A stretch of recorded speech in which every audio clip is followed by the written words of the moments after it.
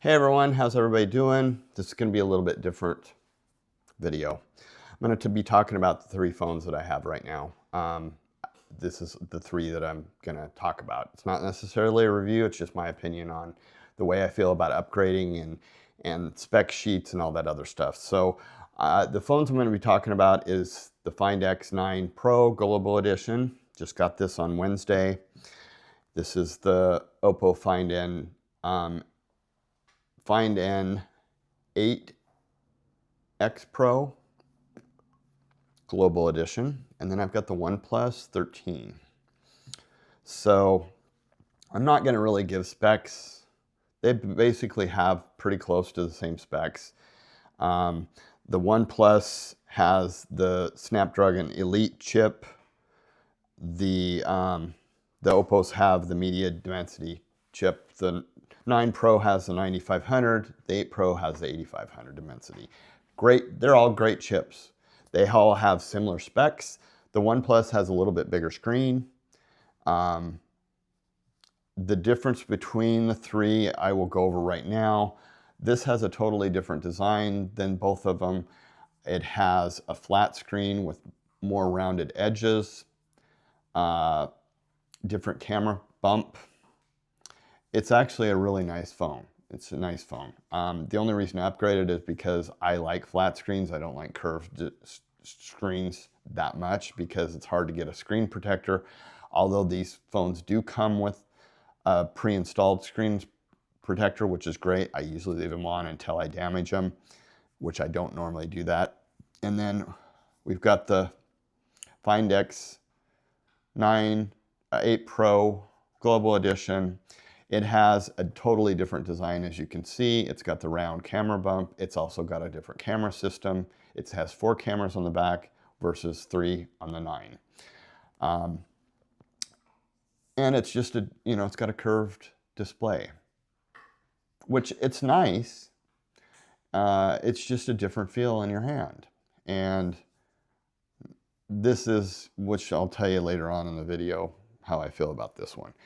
And then you've got the OnePlus, and it's got a similar design. It's got a curved display. And the reason I upgraded to the 13, because I had the 12. Well, the 12 had more of this design where the camera bump was in the center, and then they changed it to this where it's off center, which is, it's an okay design. But the 12 had a much more curved display than this does. And so that's why I upgraded this. Plus, they had a lot more features that they added to the 13. So, and you're probably wondering, well, why, Tom? Why did you upgrade to the 9 Pro? Well, it's because it was a different design. And it is a really premium, nice phone for the price. And I like the flat screen. I really like the flat screen.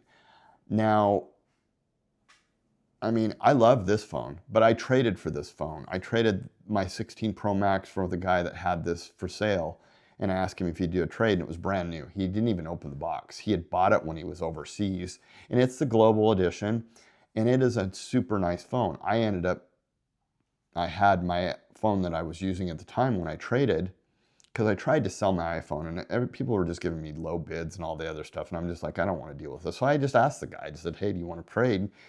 And he said, yeah, my brother actually wants an iPhone. So it worked out perfect.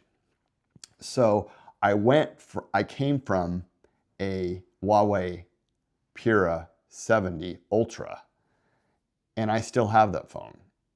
Awesome phone. So, but I wanted to try this phone out. I thought, you know what, you traded for it.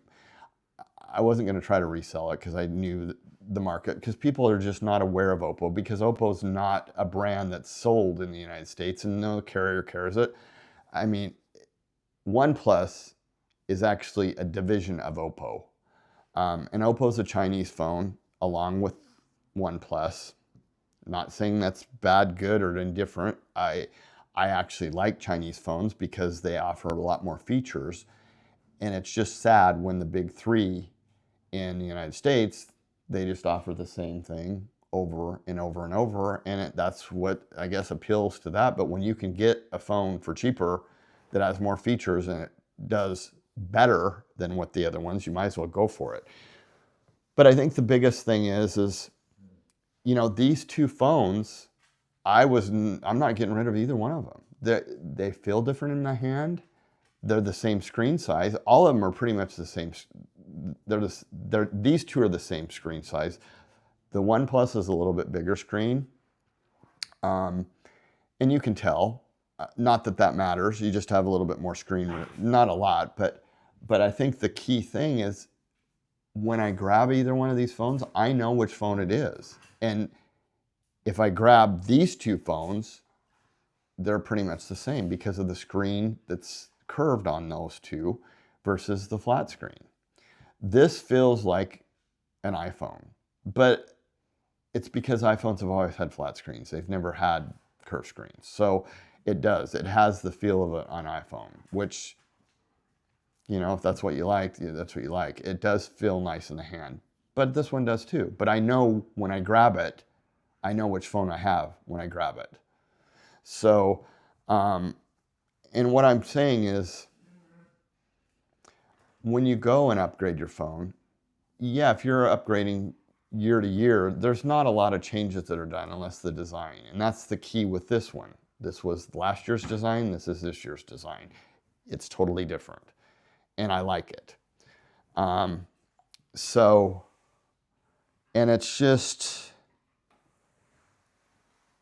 there are some changes between them, definitely. I mean, this has Color OS, no, yeah, Color OS 16, and this has Color OS 15. And the customizable is different, and the operating system, the way it operates, is different. And I like both.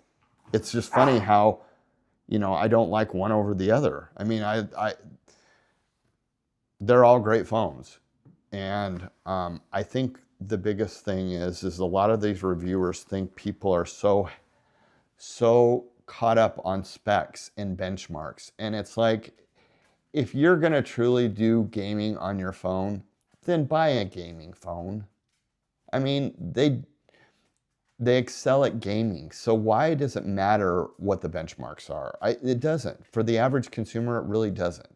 Because if you're a true gamer, you're not going to be gaming on your phone. You're going to have a gaming laptop or a gaming desktop. It's one thing if you're a gamer and those true people that if they do have a laptop they're going to be playing games on their laptop because of the screen real estate. I mean, it's fun to play certain games on your phone, and that's fine, but they're usually simple. So why have these benchmarks that people think that they need to have? They don't. For the average consumer, these phones are perfectly fine, and they operate the way they, as far as taking pictures.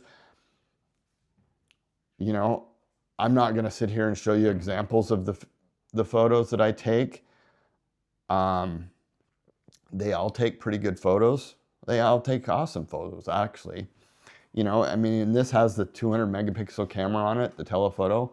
Is it any better than the 50 megapixel, the two 50 megapixel telephotos that they have on this one? No. I mean, is it any better? I haven't had enough experience with it. I've been testing it and taking photos, and it takes great photos, but this one takes awesome photos too. I like the dual telephoto lens on this because they do serve different purposes, and I noticed that when I zoom in on this. Not that this doesn't take good pictures, it does. It takes awesome pictures, amazing pictures, along with the OnePlus. Since they did the update about, 5 months ago, where they approved the camera software. And I'm not big on AI. That's why I don't understand this AI push. We need to live our life more in phony or more in a Disney movie. Life is not perfect. And I see all these people that saying, oh, you need to get involved with AI. It's a new future. It's like, you know what? I don't think so. I think AI is very phony and it's fakey. Why do we need to live more in a fake world? But I guess some people want it. That's fine if they want it. But that's what I don't like about Samsung and Google, and Apple tried to dip their hand in it, and I don't think they've got it mastered at all. And I think it's funny because everybody thinks they're such an innovative company. Well, if they're that innovative, why don't they have AI down? They should have AI down. So, But that's my opinion on that, and that's the way I feel, and that's why I like this manufacturer, OnePlus and Oppo. I like the fact that it's not smothered with AI. They do use AI on certain things, and you can actually go in and shut it off if you don't want to use it, which I don't use a lot of AI when I'm taking photos. I try to get the right lighting, the right photo, but sometimes that's difficult. Sometimes, when it's in a dark room, it's hard. I'm not going to use the flash and have weird eyes in the picture. I just try to get the right setup and to get the picture, because I take a lot of pictures of my dogs. But as a whole, I think it's a big thing that the average consumer is not really looking at specs, and the average consumer is not updating their phone every year, because the average consumer, I think, uses their phone until it dies, I think. And I think sometimes when they do have a problem, the people at the phone retail places are pushing the people to upgrade. Oh, you can upgrade. We've got a deal on this. And so people just go for it. And sometimes it's not an upgrade because, yeah, it fixed their problem of their phone that's broken or having a problem, but they could be it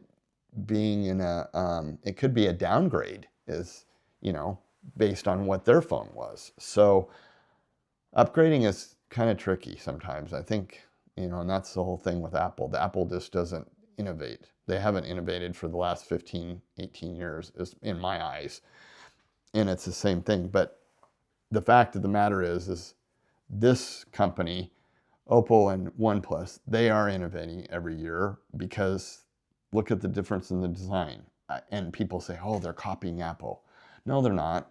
They're just doing a different design. And I think this looks a lot better than the last few iPhones that are out there.